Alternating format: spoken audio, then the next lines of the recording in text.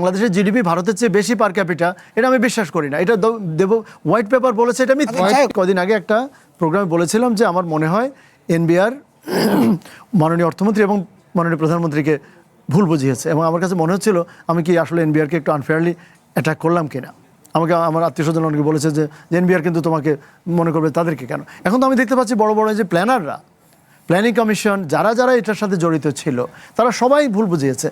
আর ভাই 8.5%, 8 বছরের মাথায় যদি আপনি এই ইকোনমিটাকে $1 ট্রিলিয়ন ইকোনমি বানাতে হয়, ওনারা রুল অফ 72 জানে না?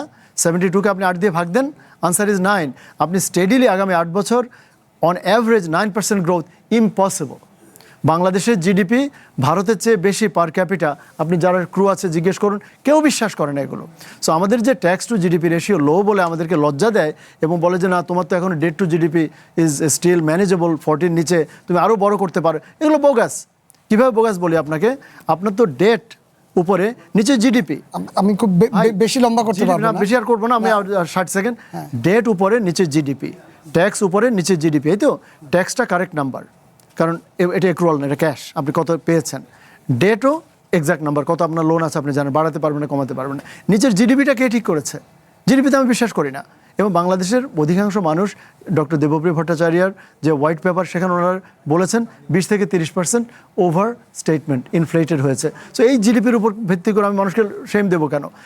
অন দ্য আদার হ্যান্ড সরকারের নিজের মিডিয়াম টার্ম আউটলুক বলছে যে গত 5 বছরে 10.5% করে ট্যাক্স রেভিনিউ কালেকশন বেড়েছে, প্রত্যেক বছরই বেড়েছে। তো তাহলে আরও লজ্জা দিচ্ছেন? আমি তো ট্যাক্স দিচ্ছি, আর কে দিচ্ছে না? ওই যে দোকানদার, সে ভিএটি তো ঠিকই দিচ্ছে। ভিএটি আদায় হয় 1,78,000 টাকা। ভাই এটা একটা টোটাল একটা ইদার এখানে নলেজ গ্যাপ, ওর এখানে কম্পিটেন্সি গ্যাপ। এখানে আমি আন্তরিকতাকে প্রশ্ন করছি না। প্রধানমন্ত্রী নতুন এসছেন, ওনাদের দল 17-18 বছর পর, তাদের মাত্র 3 মাসের মাথায় আন্তরিকতাটাকে আমি প্রশ্ন করছি না।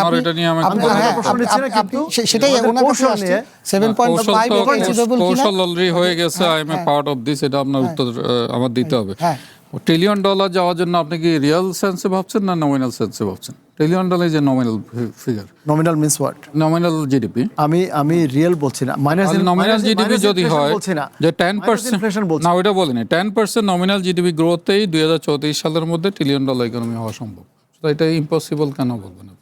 আপনি জিডিপিতে আপনি যদি এখন exchange rate stability, exchange rate is a main factor. চ্যালেঞ্জটা হচ্ছে এক্সচেঞ্জ রেট স্টেবল রাখা, দ্যাটস দ্য পয়েন্ট। 8 ইয়ার্স, তারপর 8 years is possible. Already 500 billion হয়ে গেছে, মিলিয়ন হয়ে গেছে, বিলিয়ন হয়ে গেছে। ওই নাম্বারটা তো আমি বিশ্বাস করি না। না সেটা না আবিষ্কার করে, এটা তো অন্য জিনিস। কেউ জানে কিনা বাংলাদেশের লোক সংখ্যা না করেন তাহলে তার বাংলাদেশের লোক সংখ্যা কত? বাংলাদেশের জিডিপি ভারতের চেয়ে বেশি পার ক্যাপিটা, এটা আমি বিশ্বাস করি না। এটা দেব হোয়াইট পেপার বলেছে, এটা মিথ্যা। হোয়াইট পেপার বললেই যে ভালো হয়ে গেছে না, বিএনপিও বলেছে মিথ্যা, বর্তমান সরকারও বলেছে।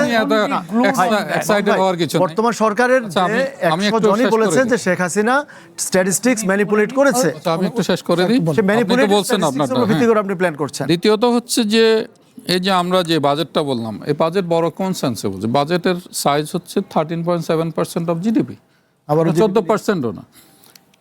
জিডিপি ছাড়া আপনার কাছে বাজেট বাড়ুক, আমার আপত্তি না, ওইটা না, আমার আপত্তি ট্যাক্সে। ট্যাক্স তো আমার সাথে আর্গু করার দরকার নেই ভাই, আপনারটা আপনি বলছেন। আমার আপত্তি ট্যাক্সই হচ্ছে আসল কথা। ওইটা বলেন যে ট্যাক্স আমাদের যে হারে আদায় হয় সেই তুলনায় বাজেট কতটুকু অ্যাম্বিশাস। হ্যাঁ, কিন্তু আমার দেশের ইকোনমিকে যদি বাড়াইতে হয় সেই বাজেট, এটা স্টিল ভেরি লো বাজেট।